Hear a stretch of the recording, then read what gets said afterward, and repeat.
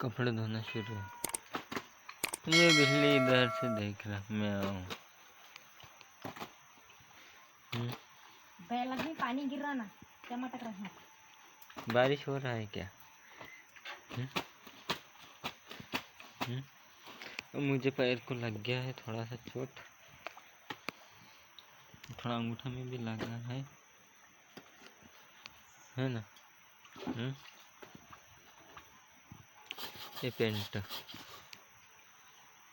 घसना शुरू है। चप्पल उतार दी है। बारिश हो रही है। अरे बहुत पानी गिर रहा है।